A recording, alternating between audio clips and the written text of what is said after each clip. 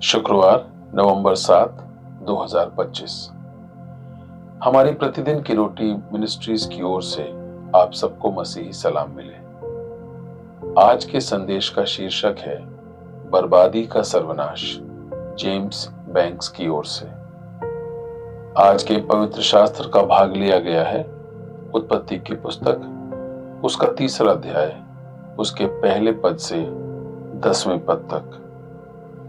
Bible में इस प्रकार से लिखा है, यहोवा परमेश्वर ने जितने बनेले पशु बनाए थे उन सब में सर्प धूर्त था, और उसने स्त्री से कहा, क्या सच है कि परमेश्वर ने कहा कि तुम इस वाटिका के किसी वृक्ष का फल न खाना?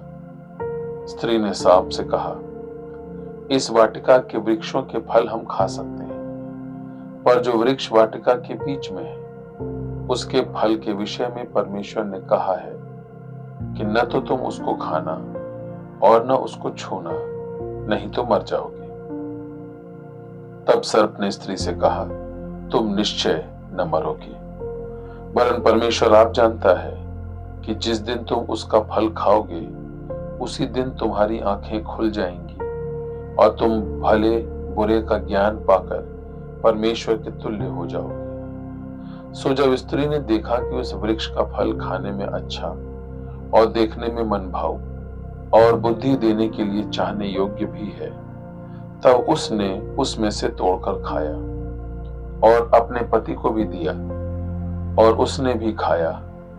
तब उन दोनों की आंखें खुल गईं और उनको मालूम हुआ कि वे नंगे हैं। सो उन्होंने अंजीर के पत्ते जोड़ जोड़ कर लंगोट बना लिए।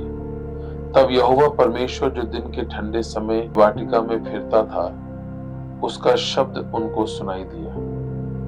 तब आदम और उसकी पत्नी वाटिका के वृक्षों के बीच यहोवा से छिप गए। तब यहोवा परमेश्वर ने पुकार कर आदम से पूछा, तू कहाँ है? उसने कहा, मैं तेरा शब्द बारी में सुनकर डर गया, क्योंकि मैं नंगा था, इसीलिए छिप गया। परमेश्वर अपने पवित्र वचन के पढ़े और सुने जाने पर अपनी आशीष दे। आज का मुख्य वचन उत्पत्ति की पुस्तक, उसका 3रा अध्याय, उसका 9वां पद। तब यहोवा परमेश्वर ने पुकार कर आदम से पूछा, तू कहाँ है? बच्चे पक्षी कल उड़ेंगे। मेरी पत्नी कैरी हमारे सामने के बरामदे में लटकी टोकरी में रेंस के एक परिवार की प्रगति से बहुत खुश थी।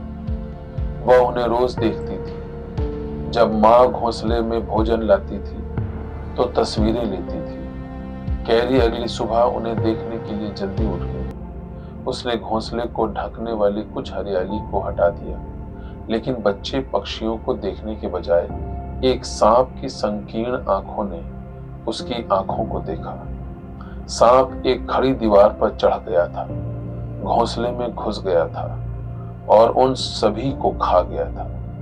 कैरी का दिल टूट गया और वह गुस्से में थी। मैं शहर से बाहर था, इसलिए उसने सांप को हटाने के लिए एक दोस्त को बुलाया, लेकिन नुकसान हो चुका था। वचन एक और सांप के बारे में बताता है, जिसने अपने मार्ग में विनाश छोड़ दिया। अदन के बगीचे में सर्प ने हव्वा को उस पेड़ के बारे में धोखा दिया जिसके फल को खाने के खिलाफ परमेश्वर ने उसे चेतावनी दी थी। तुम निश्चित रूप से नहीं मरोगे, उसने झूठ बोला, क्योंकि परमेश्वर जानता है कि जब तुम उसमें से खाओगे तो तुम्हारी आंखें खुल जाएंगी और तुम परमेश्वर के समान हो जाओगे और अच्छे और बुरे का ज्ञान प्राप्त करोगे। हवा और आदम द्वारा परमेश्वर की अवज्ञा के परिणाम स्वरूप पाप और मृत्यु दुनिया में आई, और उस पुराने सर्प जो शैतान है द्वारा किया गया धोखा जारी है। लेकिन यीशु शैतान के काम को नष्ट करने के लिए आया था, और उसके माध्यम से हम परमेश्वर के साथ संबंध में बहाल हो जाते हैं। एक दिन वह सब कुछ नया कर देगा। आज का प्रश्न, यीशु ने आपके हृदय और जीवन में शैतान के कार्य को कैसे नष्ट किया है? आप उनमें क्या आशा रखते हैं? आइए प्रार्थना करें। हे यीशु, कृपया मुझे शैतान के धोखे से छुड़ाओ। उद्धारकर्ता, मुझे आपके लिए जीने की कृपा दीजिए। परमेश्वर आप सबों को आशीष दे। आमीन।